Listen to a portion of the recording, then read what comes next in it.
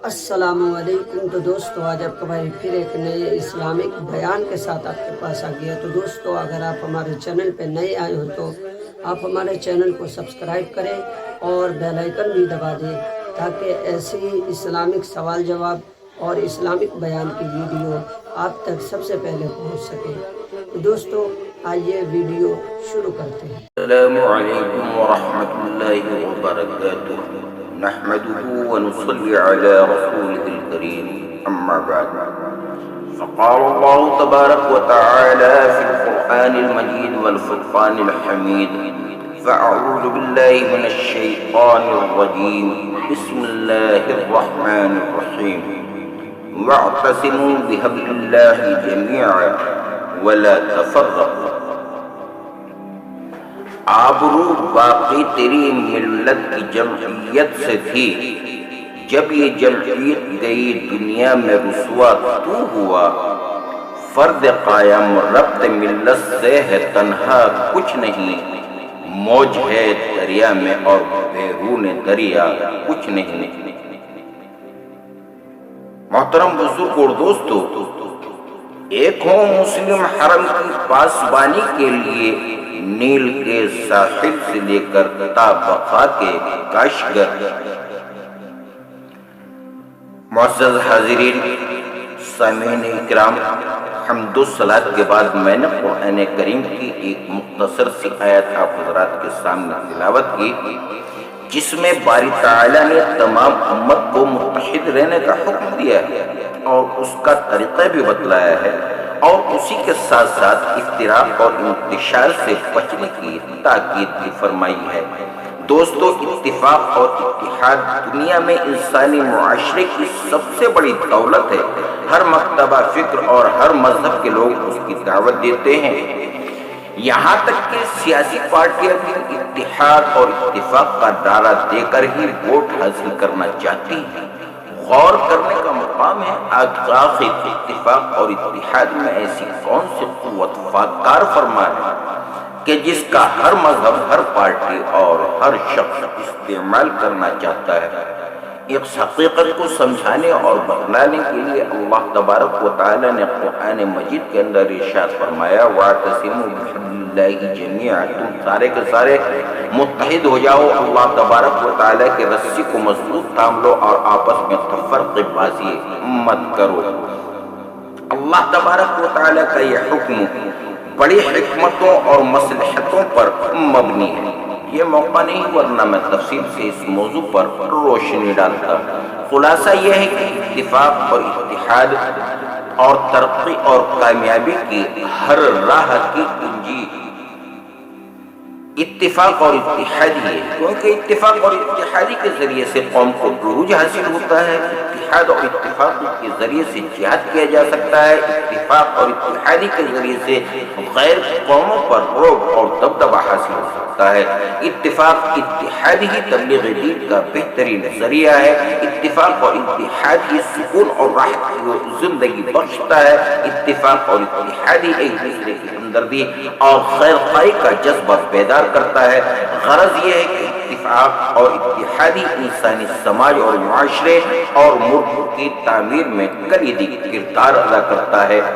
آج سے 1417 سال پہلے انصار مدینہ نے اتفاق اور اتحاد کی تاریخ میں جو روشن کارنامہ انجام دیا تھا وہ پوری امت کے لیے مشعل راہ بن گیا، اور مورخین تو حیرت زدہ ہیں کہ انصار مدینہ نے جو قربانیاں مہاجرین مکہ کے لیے دی ہیں، انسانی تاریخ میں کہیں اس کی نظیر نہیں ملتی۔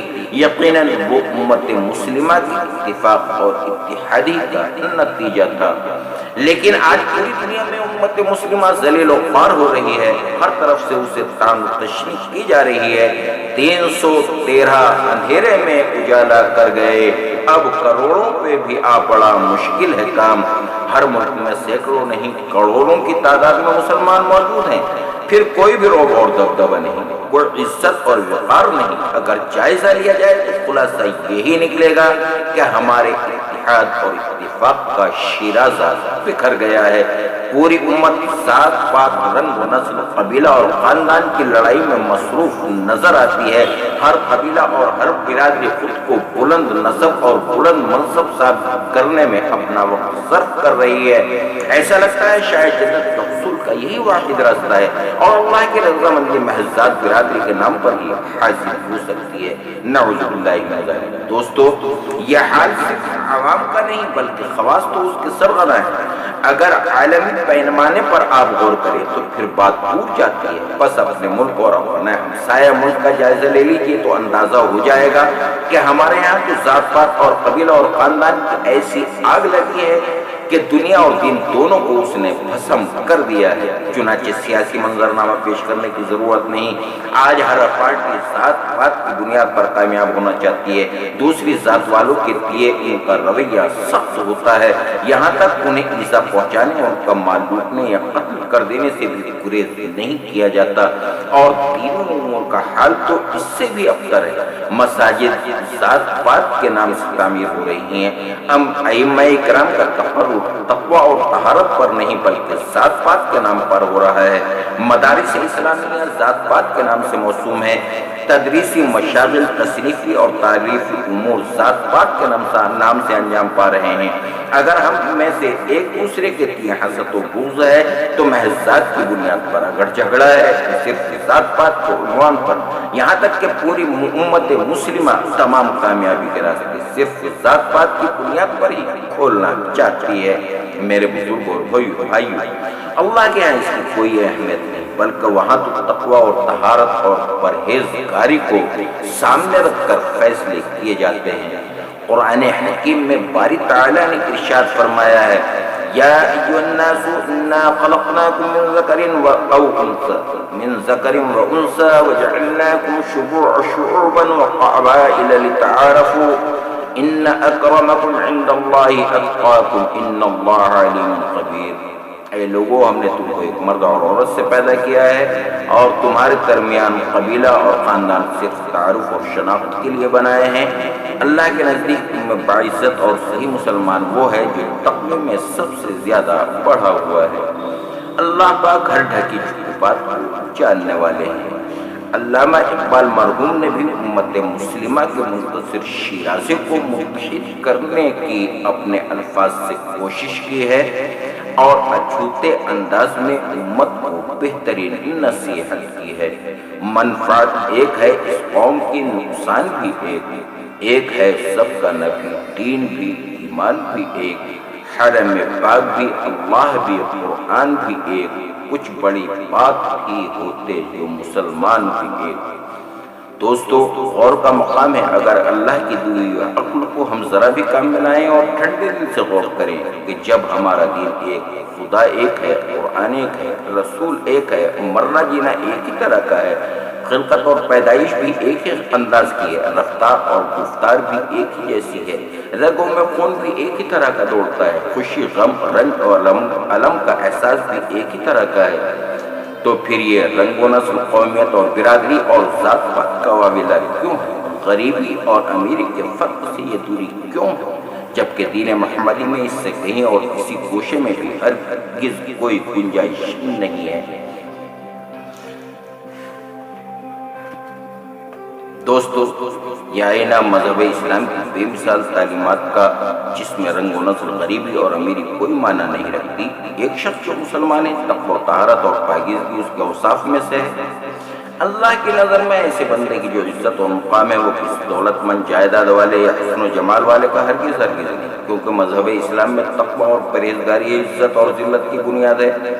اسی لیے قرآن کریم کی دوسری آیتوں میں بھی باری تعالیٰ نے رنگ و نسل اور ذات برادری کے فرق کو مٹا کر صرف ایک ہی اصول بنا کر بھیجا ہے اور لوگوں کو ہدایت کی ہے کہ جو شخص بھی مومن ہے وہ تمہارا بھائی ہے۔ انما المؤمنین اخوة فاصلحوا بین اخویکم واتقوا اللہ لعلکم ترحمون۔ تمام مومنین آپس میں بھائی بھائی ہیں، اگر کبھی کچھ تلخی بھی پیدا ہو جائے تو دوسرے بھائیوں کو چاہیے کہ وہ صلح کرا دیا کریں اور اس نازک مسئلے کے بارے میں اللہ سے ڈرتے رہو تاکہ اللہ کی رحمت تم پر نچھاور ہو جائے۔ اللہ تبارک و تعالی ہم سب کو متحد ہونے کی، آپس میں پیار محبت کرنے کی، اتحاد اور اتفاق سے رہنے کی اللہ تبارک و تعالی تمام مسلمانوں کو توفیق عطا فرمائے۔ وآخر دعوانا الحمد للہ رب العالمین۔ السلام علیکم ورحمۃ اللہ وبرکاتہ۔